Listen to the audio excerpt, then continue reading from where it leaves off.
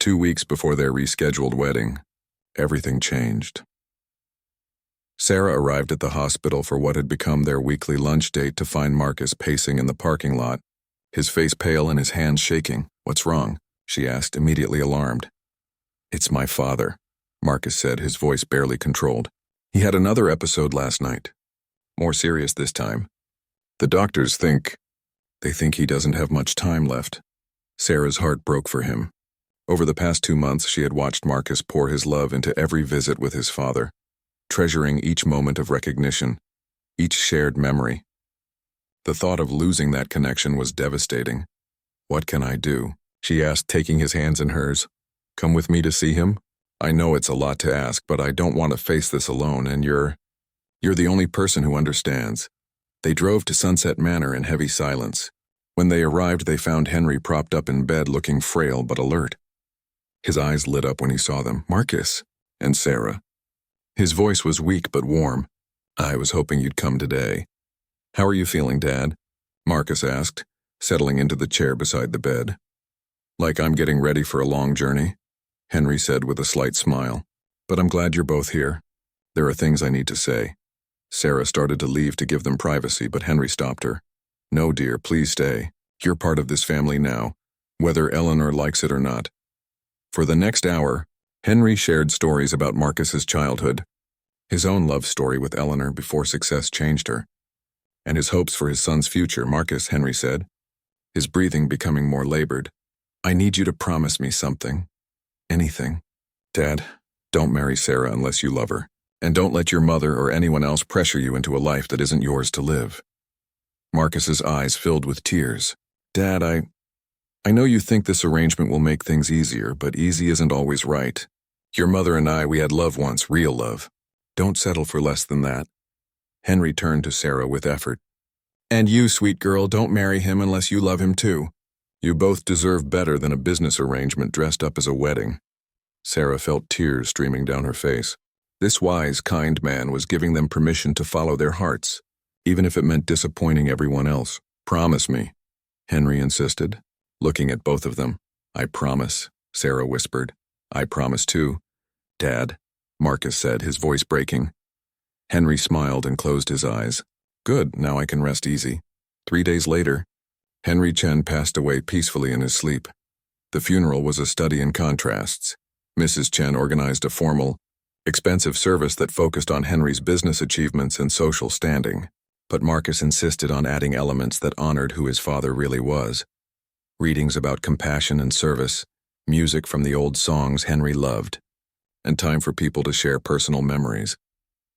Sarah watched Marcus deliver a eulogy that painted a picture of Henry as a devoted father, generous community member, and man who believed in using his blessings to help others.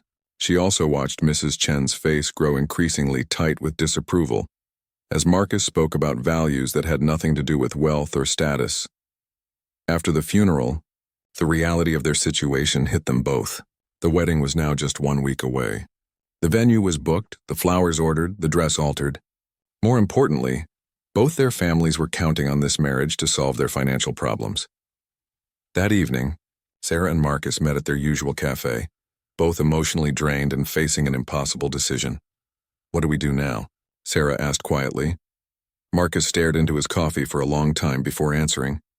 "I keep thinking about what my father said, about not settling for less than love, and I realized something these past few months." Marcus looked up at her, his eyes vulnerable and honest. "I don't want to marry you because our parents arranged it. I don't want to marry you because it's practical or convenient." Sarah's heart sank. She had been hoping, dreaming, that maybe they had found something real together. "I want to marry you because I've fallen in love with you," Marcus continued, and Sarah's world shifted. "I love your kindness with the children at school. I love how you see the best in people. I love that you made me want to be honest about who I really am. I love that you held my hand while my father was dying and didn't try to fill the silence with empty words." Sarah stared at him, hardly believing what she was hearing. "But," Marcus continued, "I can't ask you to marry me knowing that your family needs this arrangement. I won't put you in the position of choosing between love and obligation." "What if you didn't have to ask?" Sarah said softly. "What do you mean?" "What if I told you that I've fallen in love with you too? Not with the idea of financial security, not with the status of being married to a successful doctor, but with you. The man who spends his Saturdays treating patients who can't pay. The man who reads adventure stories to his father, even when he doesn't remember who you are. The man who crosses his fingers behind his back when he has to lie to his mother. Marcus's face transformed with hope and disbelief. You love me? I love you, Sarah confirmed, reaching across the table to take his hands. But you're right about one thing. We can't get married just to satisfy everyone else's expectations. If we do this, it has to be because we choose each other. So what do we do about the wedding? About our family's expectations? Sarah took a deep breath, thinking about Henry's words about not settling for less than authentic love. We tell the truth. We tell them that we've fallen in love and want to get married, but on our terms. Not because of contracts or financial arrangements, but because we choose to spend our lives together. My mother will be furious. Probably, but your father would be proud. Marcus smiled for the first time since his father's death. Yes, he would be. The next morning, they called a family meeting. Mrs. Chen arrived, expecting to discuss final wedding details. Sarah's parents came prepared to express their gratitude to the Chen family. Instead, they found Sarah and Marcus holding hands and looking determined. We have something to tell you all, Marcus began. Sarah and I have decided to get married next week as planned. Relief flooded the room, but Marcus held up his hand. However, we're not getting married because of any business arrangement or financial agreement. We're getting married because we've fallen in love with each other. Mrs. Chen's eyes narrowed dangerously. What exactly are you saying? I'm saying that all financial arrangements between our families are null and void, Marcus continued. Sarah's family will keep the money that's already been given. Consider it a wedding gift, but there will be no further business relationships or obligations. You can't be serious, Mrs. Chen said, her voice deadly quiet. I'm completely serious. Sarah and I want to build a marriage based on love and mutual respect, not on financial convenience. Sarah's mother looked terrified. But what about your father's business? What about our debts? Marcus turned to them with the gentle expression Sarah had grown to love. I'd like to invest in your father's business. Not as part of a marriage arrangement, but because I believe in his work and want to help. And Sarah, I'd like to help you go back to school to get your teaching degree if that's what you want. But why would you do that if you're not getting anything in return? Sarah's father asked, confused. Because I love your daughter, and I want her to be happy. Because my father taught me that our blessings are meant to be shared. And because this is what I choose to do with my life and my resources. Mrs. Chen stood up abruptly, her face flushed with anger.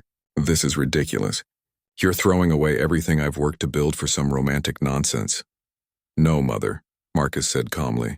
I'm choosing to build something better. If you do this, don't expect any support from me.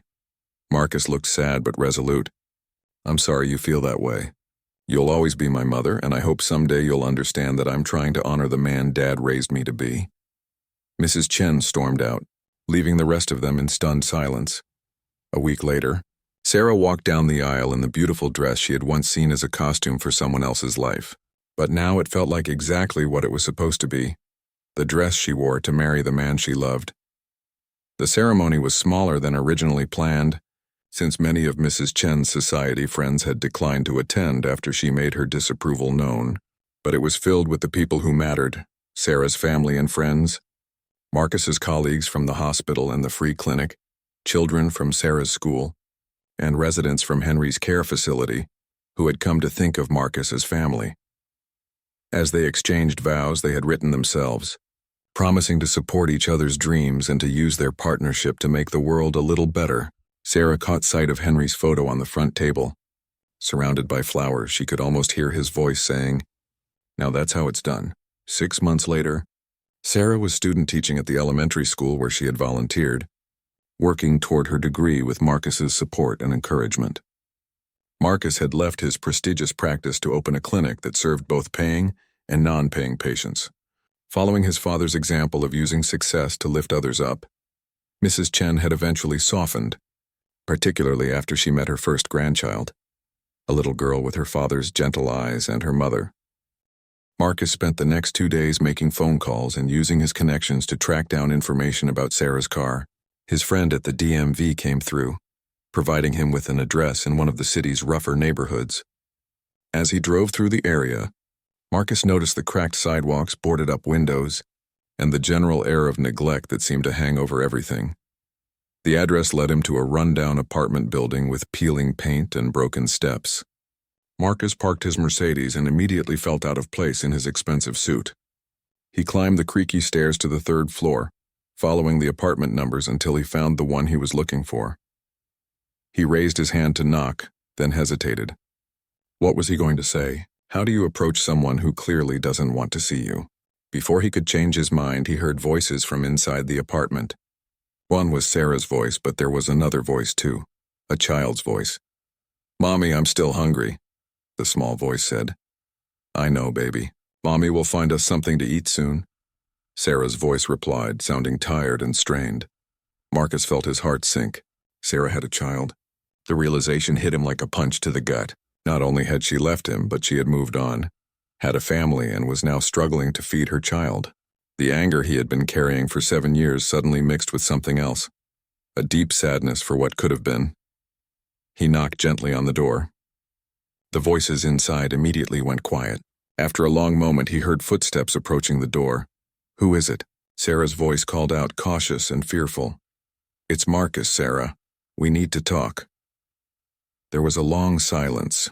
Marcus could hear whispered voices inside. Sarah apparently talking to her child.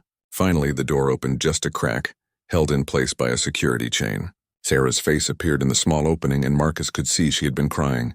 "Please go away, Marcus. You shouldn't be here," she whispered urgently. "I saw you at the shopping center. I know you're struggling. Let me help you. I don't need your help. I don't need anything from you." But even as she said it, Marcus could hear the child in the background asking for water. Sarah's face crumpled with exhaustion and defeat. She looked like she hadn't slept in days. "Sarah, please. I'm not here to cause trouble. I just want to understand what happened. Why did you leave? Why are you living like this?" Sarah looked over her shoulder at something inside the apartment, then back at Marcus. "You need to leave. If he finds out you were here, if who finds out? Sarah, what's going on? Are you in some kind of trouble?" Before Sarah could answer, they both heard the sound of heavy footsteps coming up the stairs. Sarah's face went white with terror. "Oh God, he's back early," she whispered, quickly trying to close the door. But Marcus put his hand against the door, stopping her. "Who's back?" "Sarah, talk to me. You have to go, now. Please, Marcus, if you ever cared about me, you'll leave right now." The footsteps were getting closer. Marcus could hear them on the 2nd floor now, climbing toward the 3rd. Sarah was practically shaking with fear. "Please," she begged. "Take the back stairs. Don't let him see you." Marcus wanted to stay, wanted to demand answers, but the terror in Sarah's eyes convinced him to listen. He quickly made his way to the back stairwell just as he heard a man's voice booming from the main stairs. "Sarah, where the hell are you?"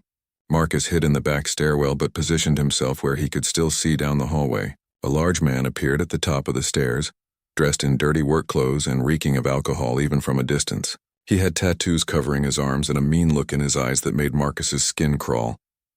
"I'm here, Tommy," Sarah's voice called out, small and frightened. "Why was the door chained? Who were you talking to?" "No one. I was just being careful like you taught me." The man Marcus assumed was Tommy grabbed Sarah roughly by the arm and pulled her back into the apartment. "You better not be lying to me. You know what happens when you lie." The door slammed shut and Marcus heard raised voices from inside. He couldn't make out all the words, but Tommy's voice was angry and threatening. He heard Sarah trying to calm him down, her voice pleading and scared. Marcus felt sick to his stomach. This was what had happened to the woman he once loved. She was trapped with an abusive man, living in poverty, struggling to feed her child. No wonder she had looked so terrified when she saw him at the shopping center. She was probably afraid that any contact with her past would somehow make her situation worse. He waited in the stairwell for nearly an hour, listening to the voices inside the apartment. Sometimes they were quiet, sometimes they erupted into arguments. He heard the child crying at one point, which nearly made him march up there and bang down the door. But he knew that would only make things worse for Sarah. Finally, Tommy left again, his heavy footsteps echoing down the main stairs. Marcus waited a few more minutes, then carefully approached Sarah's door again. This time when he knocked, she opened it immediately. "I told you to leave," she said, but there was less anger in her voice now and more exhaustion. "I couldn't. Not after seeing that." "Sarah, how long has this been going on?" She looked up and down the hallway nervously, then stepped back to let him inside. The apartment was small and shabby, with mismatched furniture and bare walls. In the corner, a little girl who looked to be about 6 years old sat on a worn couch holding a raggedy stuffed animal. "This is Emma," Sarah said quietly. "Emma, this is Marcus. He's an old friend of Mommy's." Emma looked up at Marcus with big brown eyes that reminded him so much of Sarah that his heart ached. "Are you here to help us?" the little girl asked innocently. Marcus looked at Sarah, who quickly turned away. "Emma, why don't you go play in your room for a little while?" After Emma left, Sarah collapsed onto the couch, putting her head in her hands. "You shouldn't have come here, Marcus. You have no idea what you've walked into." "Then tell me. Help me understand. 7 years ago, you disappeared without explanation. Now I find you living like this with a man who's obviously hurting you. What happened, Sarah? What went so wrong?" Sarah sat in silence for a long moment, her hands trembling as she wiped tears from her eyes. Marcus waited patiently, sensing that whatever she was about to tell him would explain everything that had happened 7 years ago. "Do you remember my brother Danny?" Sarah finally asked, her voice barely above a whisper. Marcus nodded. Danny Martinez had been Sarah's younger brother, just 18 when Marcus last saw him. He was a good kid who had gotten mixed up with the wrong crowd in high school, but seemed to be getting his life together. "A week before our wedding, Danny called me in the middle of the night," Sarah continued. "He was crying, terrified. He told me he had witnessed something he shouldn't have seen. There was this drug dealer, Vincent Russo, who controlled most of the territory around Danny's neighborhood. Danny saw Vincent murder someone. Marcus felt a chill run down his spine.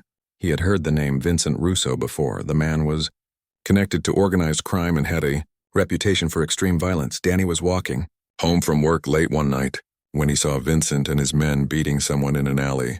The person died right there in front of him. Danny tried to leave quietly, but Vincent saw him. He told Danny that if he ever said anything to anyone, he would kill Danny and everyone Danny cared about." Sarah's voice broke as she continued. "But Danny couldn't live with it. He came to me because he didn't know what to do. He wanted to go to the police, but he was terrified. I told him we would figure it out together, that maybe you could help us since you knew people at the hospital who worked with police." Marcus began to understand where this was going, and his heart sank. The next day, Vincent's men came to my apartment. They had been watching Danny, and they knew he had talked to me. Vincent himself came to see me. He was calm, almost polite, but his eyes, Sarah shuddered. I'll never forget those eyes. He told me that Danny had seen something he shouldn't have, and now I was involved too. "Why didn't you come to me? We could have gone to the police together, gotten protection." Sarah laughed bitterly. "Protection? Marcus, you don't understand what kind of man Vincent Russo is. He owns half the police in this city. He has judges on his payroll. The only way to stay alive was to disappear. So you left to protect me." Vincent made it very clear what would happen if I involved anyone else. He said if I told you or anyone about what Danny saw, he would kill you too. The only way to keep you safe was to cut all ties completely. So I wrote that note and left town with Danny that same night. Marcus felt his anger from 7 years ago melting away, replaced by a deep sadness. Sarah hadn't abandoned him out of selfishness or because she didn't love him. She had sacrificed their future together to save his life. "Where did you go?" "We went to Portland first, then Seattle. We kept moving, using fake names, paying cash for everything. Danny was so scared, so guilty about what he had seen. He started drinking heavily, then using drugs to cope with the fear and stress." Sarah stood up and walked to the window, looking out at the street below as if expecting to see danger lurking there. "We lived like that for 3 years, always looking over our shoulders, never staying in one place too long. Danny got worse and worse. The drugs took over his life completely. What happened to him? He overdosed 4 years ago. I found him in a motel room in Denver." Sarah's voice was flat now, emotionless. I think part of him wanted to die rather than keep living in fear. Marcus wanted to reach out and comfort her, but he could see she was still too fragile, too guarded. "How did you end up here?" "With Tommy? After Danny died, I had nothing left. No money, no ID that wasn't fake, no way to get a real job. I was living on the streets when I met Tommy.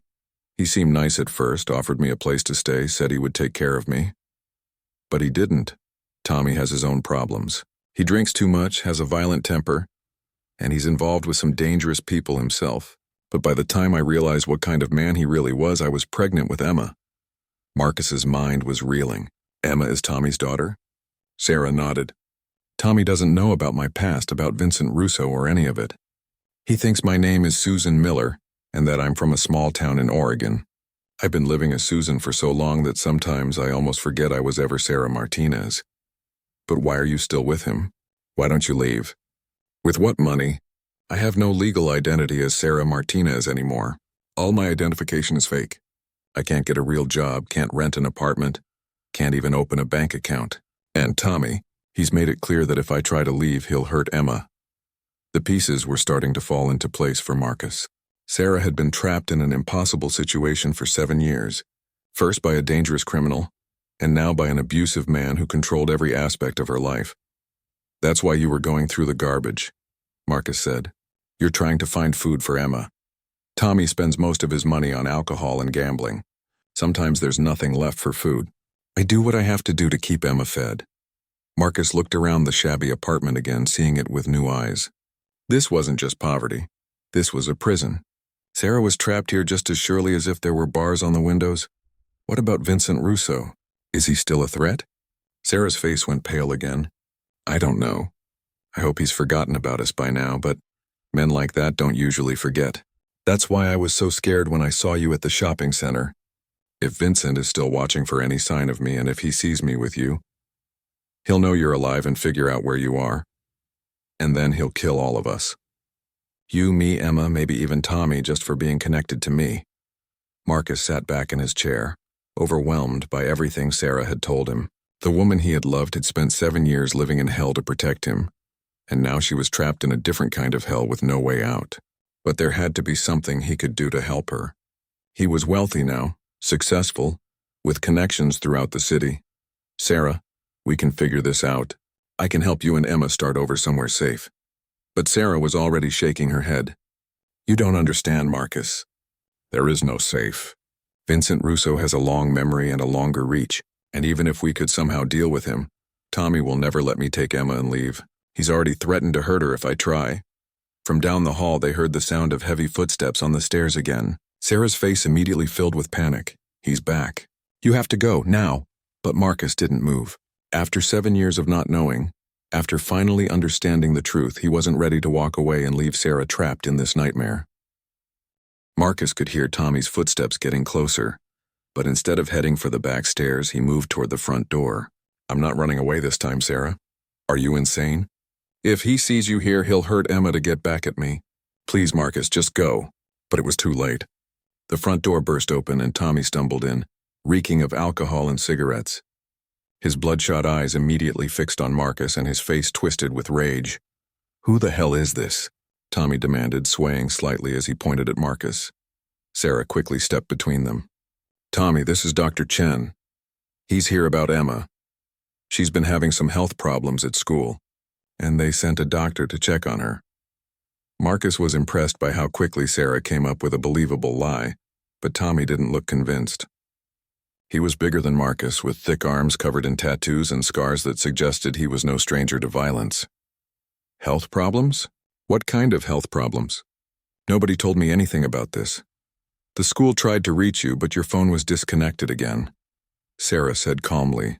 Dr. Chen was kind enough to make a house call since we don't have transportation to bring Emma to the clinic. Tommy's eyes narrowed as he looked Marcus up and down, taking in his expensive suit and watch.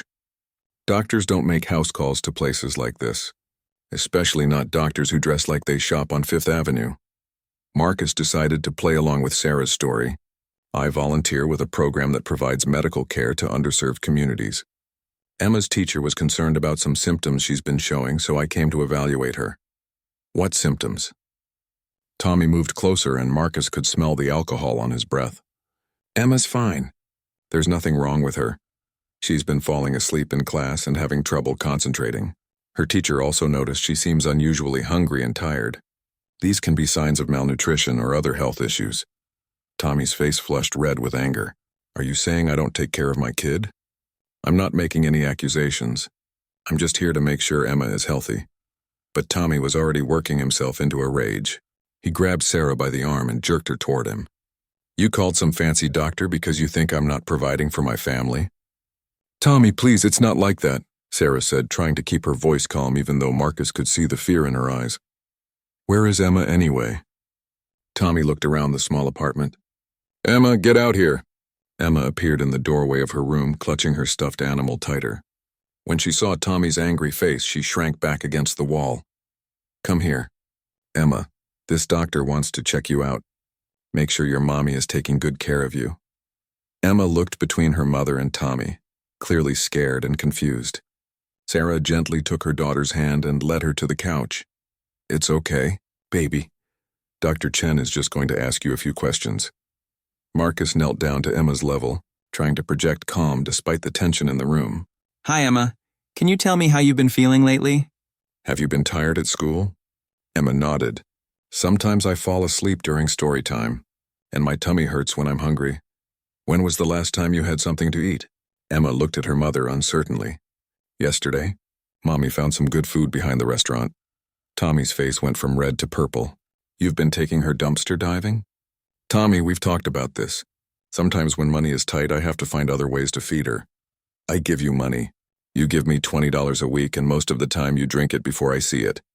The argument was escalating quickly, and Marcus could see Emma becoming more frightened. He stood up and tried to defuse the situation. Look, why don't I just write a prescription for some vitamins and arrange for Emma to get regular meals through the school lunch program? There are resources available to help families in difficult situations. But Tommy wasn't listening anymore. He was focused entirely on Sarah, his anger building to a dangerous level. You embarrassed me in front of some rich doctor. Made me look like I can't take care of my own family. That wasn't my intention. Tommy, I'm sorry. Sorry doesn't fix anything.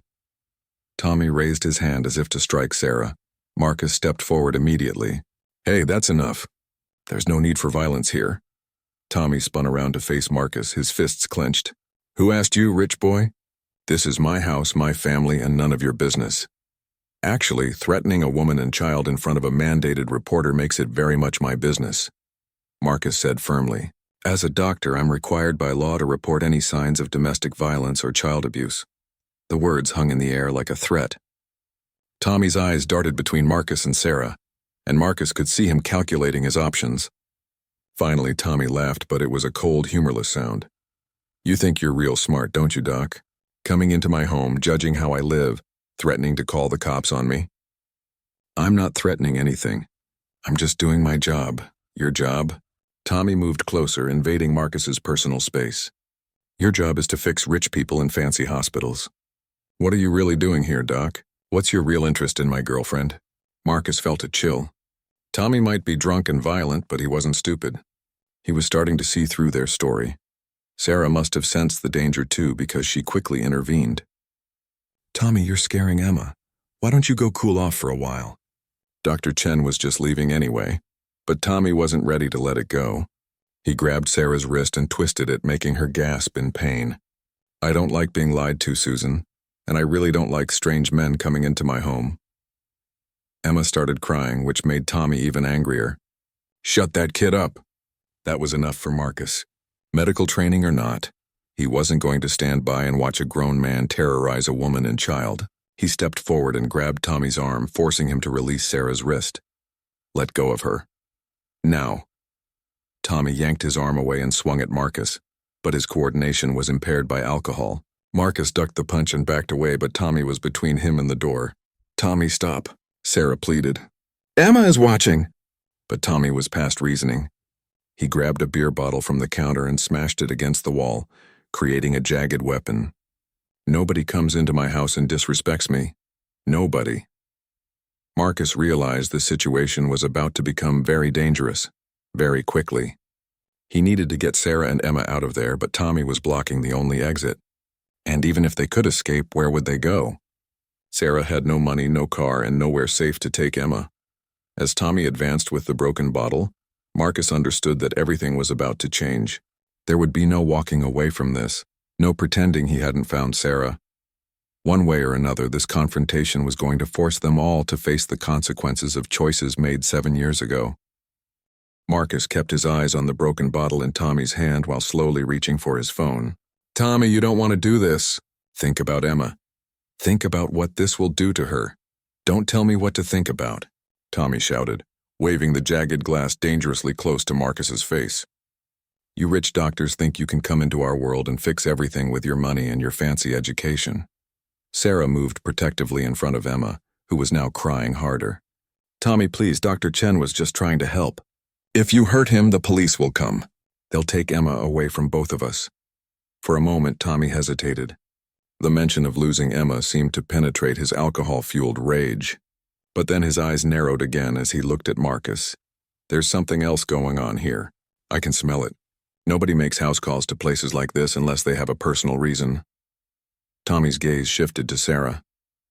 You know this guy from somewhere, don't you, Susan? Sarah's face went pale, but she shook her head. I told you the school sent him. Liar. Tommy lunged forward with the bottle, but Marcus was ready. He grabbed a chair and used it to block Tommy's attack, the broken glass shattering against the wooden seat. The sound of breaking glass seemed to snap Tommy out of his rage temporarily. He looked down at his empty hand, then at the scattered pieces of glass on the floor.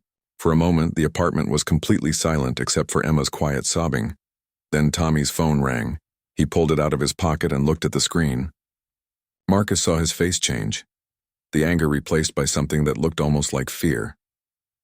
I have to take this, Tommy muttered, stepping into the kitchen area.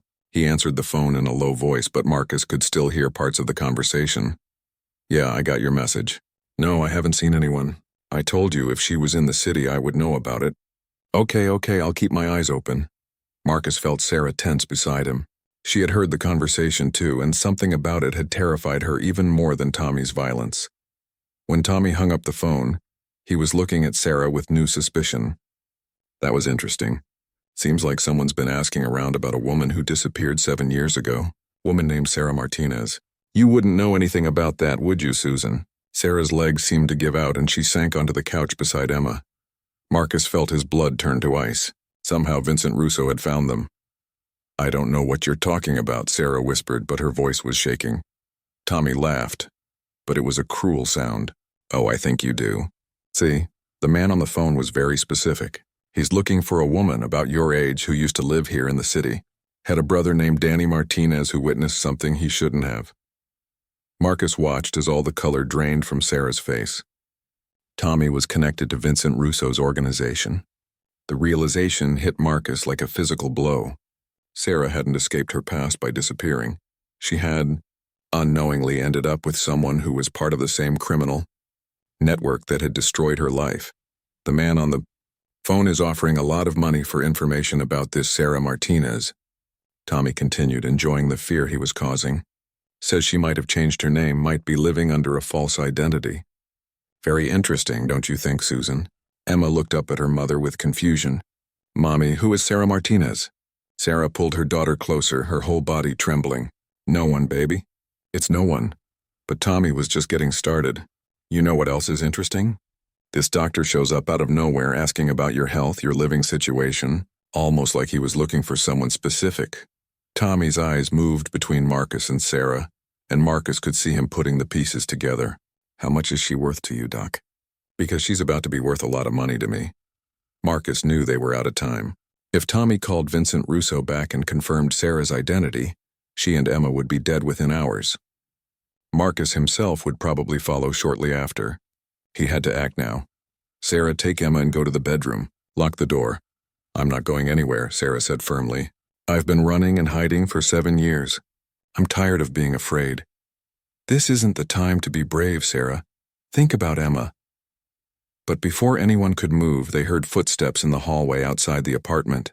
Heavy, deliberate footsteps that sounded like more than one person. Tommy grinned. Looks like I won't have to make that phone call after all. I sent a text while you two were having your little reunion. The footsteps stopped outside the door and then came 3 sharp knocks. Tommy moved toward the door, but Marcus stepped in front of him. Don't answer that. Get out of my way. Doc, this is about to become very profitable for me. Marcus grabbed Tommy by the shoulders and shoved him away from the door. Tommy stumbled backward, hitting the wall hard. Sarah, is there another way out of here? Sarah was already moving, scooping Emma up in her arms. The fire escape goes down to the alley. But Marcus, if they have people watching the building, we'll worry about that when we get there. The knocking came again, louder this time, followed by a voice that made Sarah whimper with terror. Open up. We know you're in there. Marcus recognized the voice from Sarah's description, cold, calm, and absolutely deadly. Vincent Russo had finally found his prey. Tommy was laughing as he pulled himself off the floor. You can't run from this, Susan, or should I call you Sarah? Vincent Russo doesn't give up and he doesn't forgive. You should have stayed disappeared. Why? Sarah asked, her voice breaking. Why did you do this to us? Because I've been broke for months and you just became my lottery ticket. Vincent's been looking for you for 7 years. The bounty on your head could set me up for life. Marcus grabbed Sarah's hand and pulled her toward the bedroom where the fire escape was located. Behind them, Tommy was heading for the front door. But here's the thing, Doc, Tommy called out. Even if you get away today, Vincent knows you're in the city now. He knows what you look like, knows you're connected to Sarah. He'll find you both eventually. The only question is how many people die before he does. The knocking stopped, and Marcus heard the sound of the front door being kicked in. Vincent Russo's men were inside the building. As they reached the bedroom window, Marcus looked back at Sarah. 7 years ago, she had sacrificed everything to save his life. Now it was his turn to save hers. But as he opened the window and looked down at the dark alley below, he wondered if they were already too late. The sound of splintering wood echoed through the apartment as the front door gave way completely. Vincent Russo's calm voice drifted through the apartment. Hello, Sarah. It's time we had that conversation. Marcus helped Sarah climb through the window onto the fire escape, with Emma clinging tightly to her mother's neck. The metal platform creaked under their weight as they began their descent. Behind them, they could hear Tommy's voice, loud and eager, as he greeted Vincent Russo. She's here. Sarah Martinez is here, just like I told you. And she brought someone with her. Some rich doctor who's been looking for her. Vincent's voice was calm and measured. Where are they now, Tommy? They went toward the bedroom. Probably trying to use the fire escape. Marcus cursed under his breath as they reached the second-floor landing. Of course Tommy would know about the fire escape. They had lost their element of surprise. Keep going, Marcus whispered to Sarah. Don't stop. No matter what happens. They could hear heavy footsteps moving through the apartment above them. Multiple voices now as Vincent's men spread out to search. Marcus knew they had maybe 30 seconds before someone looked out the bedroom window and spotted them. As they reached the first-floor landing, Marcus heard the bedroom window opening above them. A voice called down, They're on the fire escape. Go, go, go. Marcus urged Sarah as they dropped the last ladder to the alley below. Sarah landed hard, still carrying Emma, and stumbled. Marcus jumped down beside her and helped her to her feet. The alley was narrow and dark, with dumpsters and debris scattered around. At one end, it opened onto a busy street. At the other end, it was blocked by a chain-link fence. This way, Marcus said, leading them toward the street. But before they could reach the opening, 2 men stepped into view, blocking their path. Marcus recognized one of them from newspaper photos, Vincent Russo himself. He was smaller than Marcus had expected, dressed in an expensive suit with gray hair and cold, calculating eyes. The man beside him was much larger, clearly muscle for hire. Sarah Martinez, Vincent said conversationally, as if they were meeting at a social gathering. You've led me on quite a chase. 7 years is a long time. Sarah pushed Emma behind her and stepped forward. Vincent, I was hoping you had forgotten about us. I never forget, Sarah. Your brother saw something he shouldn't have seen, and then you both disappeared before we could have a proper conversation about it. That left loose ends, and I don't like loose ends. Marcus stepped beside Sarah, trying to shield both her and Emma. What do you want, Russo? Vincent's eyes shifted to Marcus with mild interest. Dr. Marcus Chen, successful cardiologist, lives in the hills, drives a Mercedes. You've done well for yourself since Sarah left you at the altar. The fact that Vincent knew so much about him sent chills down Marcus's spine. This has nothing to do with me.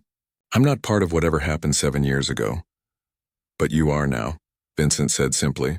The moment you decided to help Sarah, you became part of it. From behind them came the sound of footsteps as more of Vincent's men entered the alley from the fire escape. They were surrounded. Look, Marcus said, trying to keep his voice steady. Sarah's brother is dead. Whatever he saw, he took it to his grave. There's no threat to you anymore. Vincent smiled, but it didn't reach his eyes. You're thinking like a civilian, Doctor. In my business, it's not just about what Danny saw. It's about what message his escape sent to others. For 7 years, people have whispered that someone witnessed one of my operations and got away with it. That's bad for business, so what do you want? Sarah asked, her voice stronger now. What will it take to end this? I want what I should have gotten 7 years ago. Danny may be dead, but you're still here. You still know what he knew. Emma whimpered behind Sarah, and Vincent's gaze shifted to the little girl. Something flickered across his face. Not compassion exactly, but perhaps a recognition that she was innocent in all this. The child doesn't need to see this, Vincent said quietly to one of his men. Take her back upstairs. No! Sarah grabbed Emma tighter. Please, Vincent. She's just a baby. She doesn't know anything about any of this. Neither did you 7 years ago. But here we are. Marcus's mind was racing, looking for any way out of this situation. They were outnumbered, trapped in an alley with no escape route. Vincent Russo had waited 7 years for this moment, and he wasn't going to let them walk away. But then Marcus remembered something Sarah had told him earlier. You said Tommy doesn't know about your real past, which means he doesn't know about Emma either. Sarah looked at him with confusion, but Marcus continued. Tommy thinks Emma is his daughter. But she's not, is she, Sarah? Vincent's head tilted slightly, his interest clearly piqued by this development. Sarah's face went white as she realized what Marcus was doing. Marcus, don't, but Marcus pressed on. Emma is 6 years old. You've been with Tommy for 6 years. But you said you got pregnant shortly after you met him. The timing doesn't work unless… Marcus paused, meeting Sarah's eyes. Unless you were already pregnant when you left me. The silence in the alley was deafening. Vincent's men looked confused, but Vincent himself was studying Sarah with new interest. Is that true, Sarah? Vincent asked quietly. Is the child yours and the good doctor's? Sarah's shoulders sagged in defeat. Yes, she whispered. Emma is Marcus's daughter. Marcus felt like the ground had shifted under his feet. Emma was his child. The little girl he had been trying to protect was his own daughter. 7 years ago, Sarah hadn't just left him to save his life. She had left while carrying his child. Vincent clapped his hands slowly. Well, this is an interesting development. Sarah Martinez, the woman who cost me 7 years of credibility, is the mother of Dr. Marcus Chen's child, and none of you knew the truth until right now. Emma looked up at Marcus with those big brown eyes that suddenly made perfect sense. Are you my real daddy? Marcus knelt down to her level, his heart breaking. Yes, sweetheart. I'm your daddy. Vincent watched this reunion with calculating eyes. This changes things considerably. The child gives me leverage I didn't have before. What do you mean? Marcus asked, standing back up. Simple, doctor. You're going to help me with a little problem I have. There's a federal judge who's been causing me difficulties. He needs a heart attack, a very believable, very fatal heart attack. And you're going to provide it. Marcus felt sick. I'm not a killer. I save lives, I don't take them. You will if you want your daughter to live to see her 7th birthday. Sarah stepped forward desperately. Vincent, please, take me. Kill me if you have to. But leave Emma and Marcus out of this. I'm afraid it's too late for that, Sarah. Your boyfriend Tommy already knows too much. And now Dr. Chen knows everything. The only way this ends cleanly is if everyone plays their part. Vincent signaled to his men and they moved closer. You have 24 hours to think about my offer, doctor. After that, I start taking pieces off the board, beginning with the smallest one. As Vincent's men closed in around them, Marcus realized that his successful, comfortable life was over. 7 years ago, Sarah had tried to save him by running away. Now, to save his daughter, their daughter, he was going to have to make an impossible choice. Become a killer or watch his family die. The shocking secret Sarah had been hiding wasn't just about the past, it was about Emma. And now that secret had drawn all of them into a web of violence and murder that Marcus wasn't sure any of them would survive, as Vincent's men escorted them back toward the building. Marcus looked at Emma and made a silent promise. Whatever it took, whatever he had to do, he would find a way to protect his daughter and the woman he had never stopped loving, even if it meant destroying everything he had built in the 7 years since Sarah had disappeared from his life.